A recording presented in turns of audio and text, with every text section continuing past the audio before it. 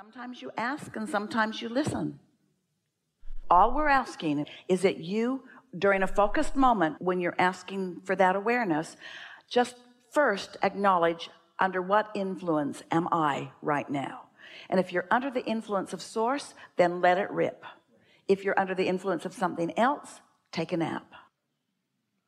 Momentum happens no matter what influence you're under. Momentum is a natural product of the law of attraction.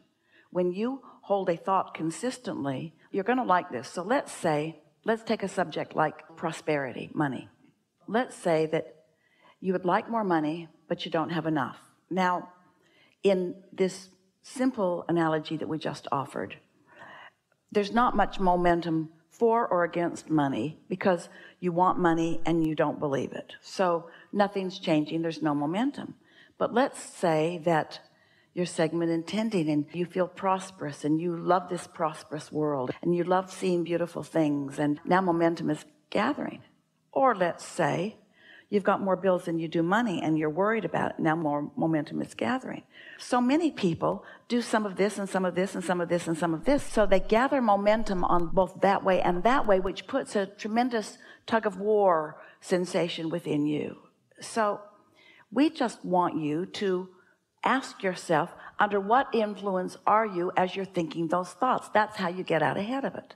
If you wait until you go to the mailbox and there's a big pile of bills and you don't have the money for it, and you're sitting in that moment, the momentum is already underway and you're not going to have pleasure in that moment. We would like you to distract yourself in some way, because we want you to practice the pleasure of non-resistant thought, not the, let's find the right word, not the human tendency or obsession with facing reality, whatever it is. Because there are those that would say, if you take pleasure from non-resistant thought and you don't focus on the bills that you have to pay, then you're irresponsible. And we say, only momentarily, because the money can't come if that's the vibration that you keep going dominantly. So let's say that you're worried about money. Could be anything. You're worried about it, really worried about it. But then maybe someone else influences the thought because you're at dinner and that's what they're talking about. Maybe you've been in meditation, so the scale is tipped. Doesn't matter how it came about. But then you think things are getting better.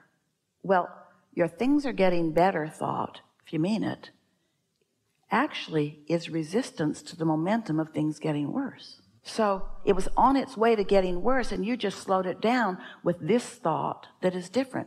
Feel that?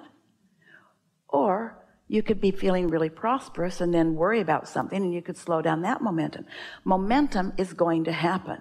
Now, that's something we haven't discussed before in that pointed way. Did you get it? Law of attraction is responding to the active vibration, and therefore momentum is underway. But you have a choice about what thoughts you think, but it's hard to exercise that choice because of the momentum. In other words, if you've really got a positive roll going, it's hard for you to think negatively. If you've got a really negative roll going, it's hard for you to think positively.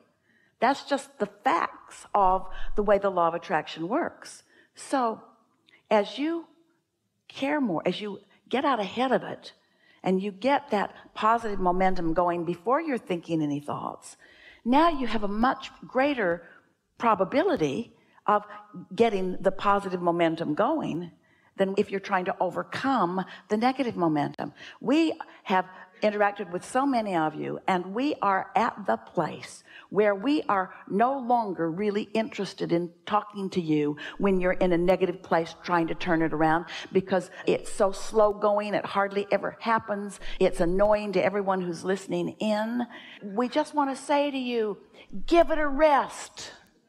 Stop talking about it and get out ahead of it. And there's two ways to get out ahead of it. Meditate and hook in and watch the movie if there is one, and segment intend from a place of feeling good. And you'll notice big time the awesome power of non-resistant thought. If it's pleasurable, do it for the pleasure. If it feels good to get more detailed about it, feels good to add your insight and more details, then do it. Do it for the pleasure, not for the power. So when you said, would it be better? What'd you mean? Did you mean, would it be better for my pleasure or would it be better for my power? Because if you're doing it for the pleasure, it's better. If you're doing it for the power, it'll bite you. Think about it. Isn't that how it goes? When you get on a roll like that, don't you want to think about it? Don't you want to talk about it? This is co-creation at its best. Yeah. The thing that we want to clarify with you is, it would be better for you to not have this attitude that I want to stay there, but instead to have the attitude that I'm fluid and I'll know when I'm there and I'll know when I'm not, and I know what to do about it. Because you don't want to eliminate step one moments from your experience, because that's the expansion quotient. You don't want to stop having information that causes you to focus. You just don't want to spend so much time in step one resistance. And so that's why we began explaining step one is when you're asking, and step two is the conspiracy of source and all of the cooperative components to answer it, and step three is you get in the receiving mode and allow it, and step four is you're really good at that. You're so good at it, which is what you're reaching for, mastery of that.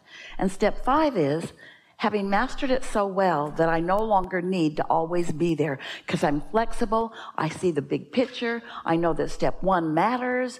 I know what to do with step one. I'm not judging myself. I'm not making a big deal about it. I'm enjoying life. I like all of it. I like the contrast, because the contrast is what launches the new rockets.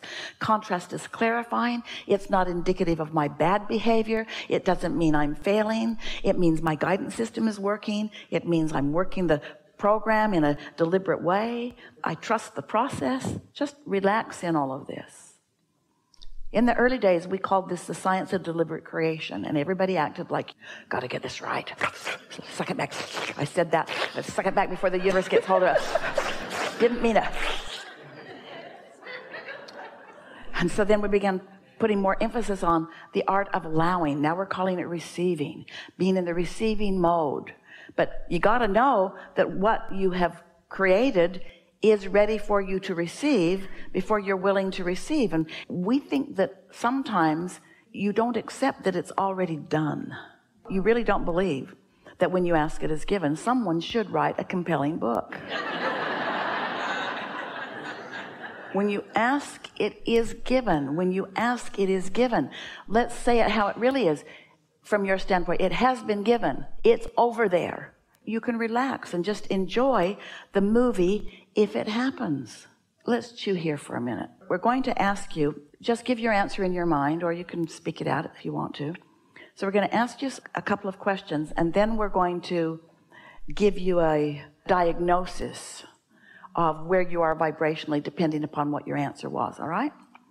I would rather watch a movie, or I would rather make the movie, be the director of the movie. Which is it for you? You want to watch it or you want to make it? It's a trick question, so be very careful. So now you kind of know what we want you to know. You want to watch the movie. But so here's the next question. Has your movie already been created by you? Or do you need to create it right now?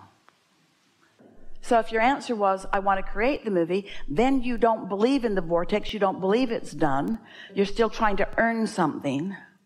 Did that move you a little bit? Did that get something done for you? So here's some more questions. I like watching the movie that I've already created. It's satisfying to watch the movie that I've already created. When would you maybe not be in the mood to watch the movie that you've already created? When you're trying to prove worthiness, when you don't feel that you're enough, when somebody's been after you, when you feel like you need to do something. So what is it that is causing the diminishment of your awareness of who you really are? Well, you're taking your cues from other people who are not experiencing the pleasure of non-resistant thought, who are practicing the discord of resistant thought, who are holding you as their objects of attention and demanding things from you in order to make them feel better that you know you can't give enough things to somebody that's in that mode to ever make them feel better. Isn't that sort of the way it goes? Aren't you getting closer and closer to just giving it up? If someone expresses their dissatisfaction with you, don't you sort of want to say, I'm sorry that you don't feel good, and I hope you can work that out. I'm rooting for you. I'm rooting for you to get over being mad at me without me doing anything. Because you don't want to train them into needing you to do something different.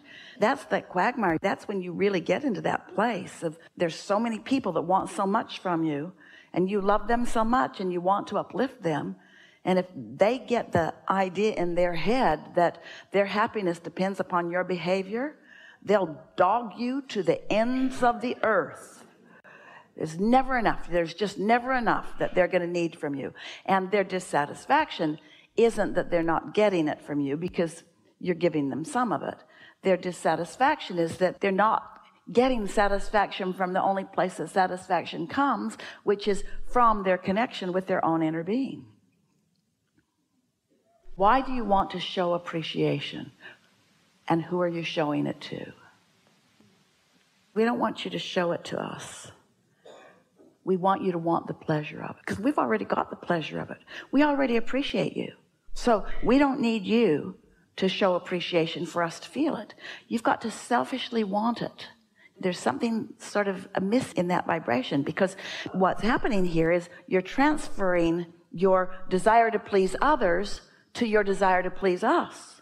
And the satisfaction that you're looking for only comes from lining up with what you've asked for and who you have become. Can you feel that? It doesn't matter how much we adore you and how much we love you and how much acknowledgement we have of you. That's just a given, but you've got to take it. You have to take what's given, you see. And Source can't give it to you enough to make you take it. You got to tune yourself to it. And the way you tune it, it's subtle here. We've been talking about it all day.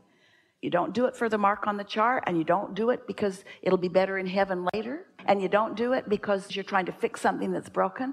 You do it because nothing else feels right to you, because it's never going to feel good to you unless you're loving you like your inner being is loving you.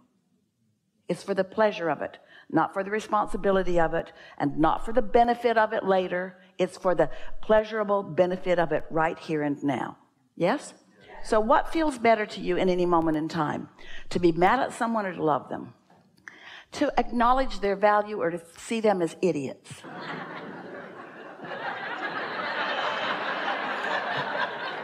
To anticipate them living happily ever after, or to anticipate them struggling in their world? Which feels better to you?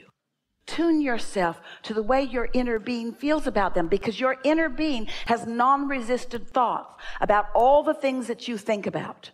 So when you tune to your inner being, it's an awesome power that you can do so much value with, but we don't want you to do it for the value that you're going to do.